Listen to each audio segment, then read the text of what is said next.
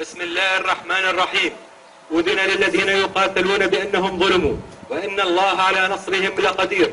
أيها الشعب السوري العظيم، السلام عليكم ورحمة الله وبركاته. لقد قام نظام العصابة الأسدية بارتكاب أبشع المجازر بحق شعبنا الأعزل على امتداد التراب السوري الطاهر، وما زال النظام وتحت أنظار العالم وسمعه يقوم بحملة إبادة ممنهجة لكل المدن الدائرة عليه، وذلك بعد أن حول مدينة دمشق إلى سكنة عسكرية بكل معنى الكلمة، وارتكب فيها أنواع القتل والاعتقال والتفجير بالمدنيين الآمنين والاعتداء على حرمة بيوت الله تعالى. فهو يعلم كما يعلم الجميع أن نهايته ستكون في دمشق.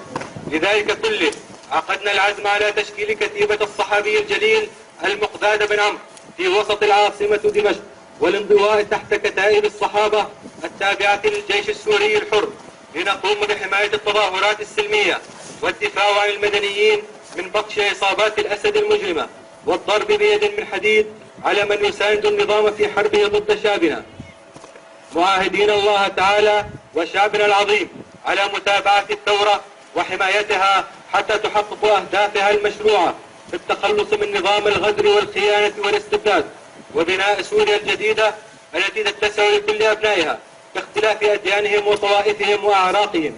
عاشت سوريا حرة أبية، وعاش الشعب السوري العظيم، وما النصر إلا من عند الله. تكبير! الله أكبر! الله أكبر! الله أكبر!